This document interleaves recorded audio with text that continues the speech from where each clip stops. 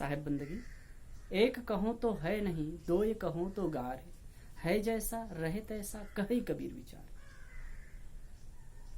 अब यहाँ संकेत में है, टीका करने वाला, व्याख्या करने वाला अपने ढंग से कर सकता है, लेकिन कोई भी पद साखी का टीका या व्याख्या करने के पहले समझना होगा कि लेखक क्या कहना चाहता है, वो अपने ग्रंथ में क्या मंतव्य रखता है। उसके आधार पर ही टीका व्याख्या सही हो सकती है। इसमें बात आती है, एक कहूं तो है नहीं, यदि एक कहा जाए तो है नहीं। अब ये सीधा दार्शनिक संकेत है। एक कहूं तो है नहीं, एक की सत्ता कही जाए, एक ही तत्व की सत्ता कही जाए तो वो है नहीं। दो ये कहूं तो गाली। दूसरी बात है, यदि दो कहता हूं तो ये गाली होती है। अद्भुत बात। वास्तव में संतों की जो खोपड़ी होती है अद्भुत होती है, उल्टी ही होती है। इसलिए कई बार आदमी लोगों को, सामान्य लोगों को समझना कठिन हो जाता है, लेकिन अगर समझो तो सरल है। वैसे एक जगह कहा है, कबीर की वाणी अटपटी, झटपट लखी न जाए, जो झटपट लख जाए तो सब खटपट मिट जाए। कबीर की वाणी बड़ी अटपटी है और झटपट नहीं लिखा जा सकता, और झटपट लख लिए तो सब खटपट भी मिट जाएगा। एक कहूं तो है नहीं, एक कहूं तो है नहीं। लोग, अधिकतम लोग संसार में कहते हैं जैसे कि एक ब्रह्म की चर्चा करने वाले, एक ब्रह्म, एको ओम दुस्त्यो नास्ति, एक ब्रह्म ही सत्य है, दूसरा कुछ नहीं है। तो एक है तो अनेक कैसे? प्रत्यक्ष नानात्मक जगत दिख रहा है तो हम एक ब्रह्म कैसे कहें? एक की सत्ता कैसे कहे जा रहे हैं? अगर उन्हीं को अगर पूछा जाए और किया जाए तो फिर वही सही उत्तर नहीं दे पाते। एक की सत्ता है, संभव नहीं। ये जो जगत का चलन हलन, परिवर्तन, उत्पत्ति और विनाश होता है, एक तत्व से कैसे हो सकता है?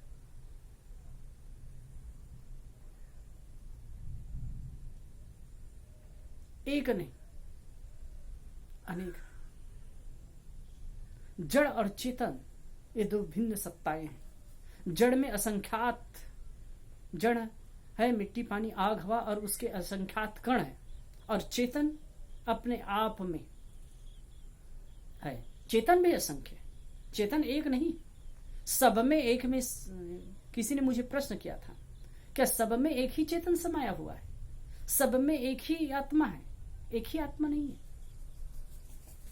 यदि एक ही सब में होता तो फिर अलग व्यवहार क्यों होता? नानात्मक स्थिति क्यों होती? नानात्मक विचार क्यों होते? नानात्मक कर्म क्यों होते? इसीलिए सांख्य दर्शन का वो जो सूत्र है बड़ा मार्किक ही है। जनन मरण करणानाम प्रतिनिमाद अयुपत प्रवृत्तेश्च पुरुष बहुत्वम सिद्धम त्रिगुण विपर्याच्चैव। जनन मरण करणानाम, जन्म होना, मरण होना, कितने का जन्म होता है, कितने का मरण होता है। करणानाम, कर्ण साधन, साधन जो इंद्रियां हैं, इंद्रियां हैं सबकी अलग अलग।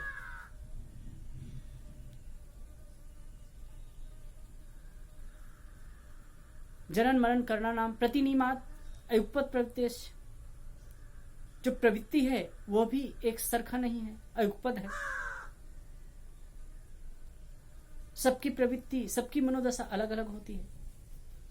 पुरुष बहुत्वम सिद्धम त्रिगुण विपर्याच्चैव, तीन गुण में विरोध है, कोई रजोगुण है, कोई सतोगुण है, कोई तमोगुण है।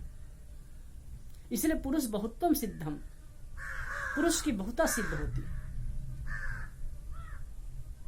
एक ही आत्मा है, अगर एक ही सत्ता है, एक ही ब्रह्म है, और अध्यात्म के ब्रह्मवादी लोग इसकी चर्चा करते हैं तो फिर बहुत समय से ब्रह्म ज्ञान की चर्चा होती आई है। तो एक अगर मुक्त हो गया तो सब मुक्त हो जाते, संसार आज रहता ही नहीं इस प्रकार से।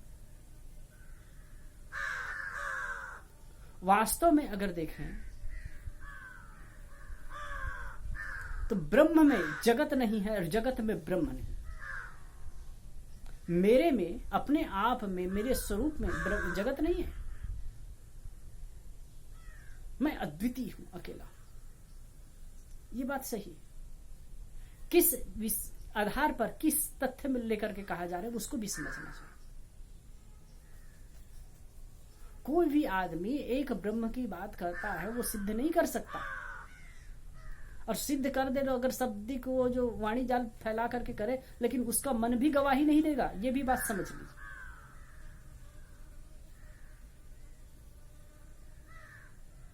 एक बार एक महात्मा आए और उन्होंने इस पर डंके की चोट पर शास्त्र प्रमाण देकर के कहने लगे।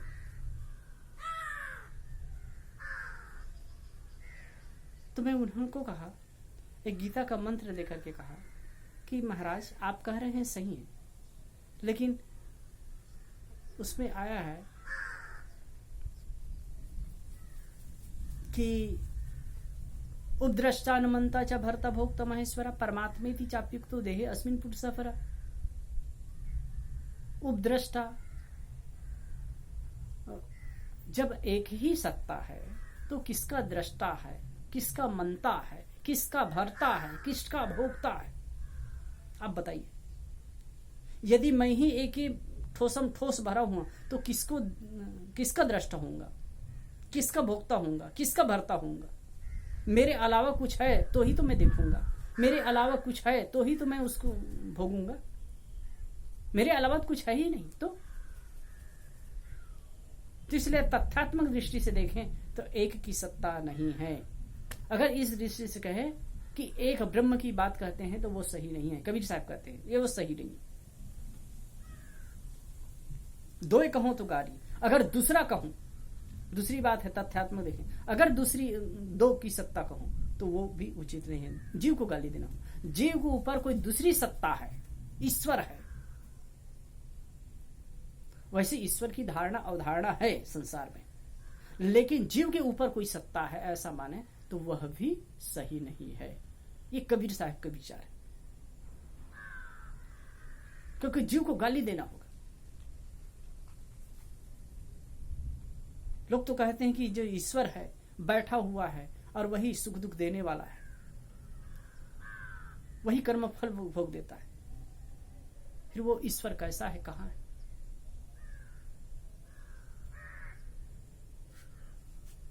जीव अपने कर्मों के अनुसार ही सुख दुख पाता है। यदि कहीं ईश्वर बैठा हुआ है, अब ईश्वर ही जन्म और मरण का कारण है, सुख दुख का कारण है, तो वो कहां बैठा है? क्यों वो जीव को सुख दुख दे रहा है? केवल ये सब दार्शनिक विलास है। ये सब में के पछड़े में ज्यादा पढ़ना भी नहीं चाहिए। प्रत्यक्ष है कि तुम अगर गलत करते हो, दुखी होते हो, तुम अपने कर्मों के कर्ता और विधाता हो। तुम जो करते हो वही तुम पाते हो। किसी ईश्वर को ला करके खड़े करने का कोई समाधान नहीं।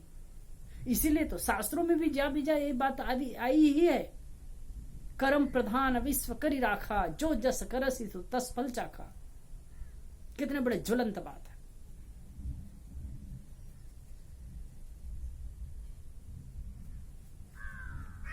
इसलिए साहब कहते हैं, है जैसा रहे तैसा कहे कबीर विचार। है जैसा है वैसा है, कहे कबीर विचार। जो सत्ता है आत्म तत्व है, वही आपका खुदा है। आपके अंदर जो चैतन्यता है ना, वही आपकी सत्ता है, वही आपका स्वत्व है, वही आपका परमात्मत्व है। उसी तत्व को समझना है, उसी को जानना है। एक ब्रह्म की सत्ता कहते हैं और वे करते हैं, ये केवल सिद्धांत की बात है, बाहर घटित नहीं हो सकता।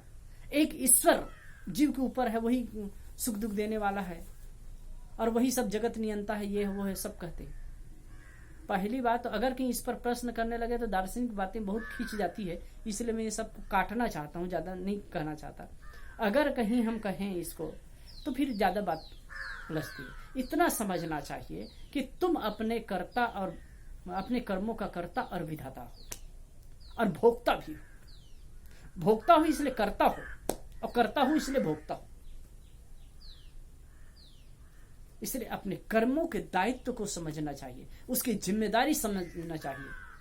आपके ऊपर कोई सुख दुख देने वाला नहीं। इस तथ्य को जानकर समझ करके और अपने आप को ऊपर उठाना चाहिए। तो इस साखी में साहब ने कहा कि एक कहूं तो है नहीं, दो कहूं तो गार, है जैसा रहे तैसा कहे कबीर विचार। एक कहूं तो है नहीं, सत्य नहीं। एक ब्रह्म की सत्ता कहें तो ये सत्य नहीं है, क्योंकि नानात्मक जगत प्रत्यक्ष विद्यमान है। दो कहूं तो गारी, जीव के ऊपर कोई ऐसी ईश्वरीय सत्ता है जो सुख दुख देता है, जो कर्म फल भोग देता है, यह भी ठीक नहीं। जीव अपने कर्मों का कर्ता विधाता स्वयं है और कर्म करता है, उसके अनुसार वो फल स्वयं पाता है। स्वयं कर्म करो आत्मा स्वयं तत्फल मनुष्यते, स्वयं भ्रमति संसारे स्वयं तस्माद् मुच्यते।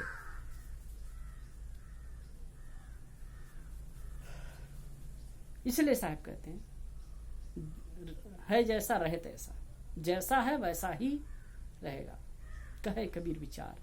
साहब विचार कर कहते हैं है जैसा रहे तैसा, वो आत्मसत्व ही सही है, तथ्य है। इस स्थिति को समझ करके और अपने जीवन को समझ करके अपने कर्मों का सुधार करके जीना चाहिए। शायद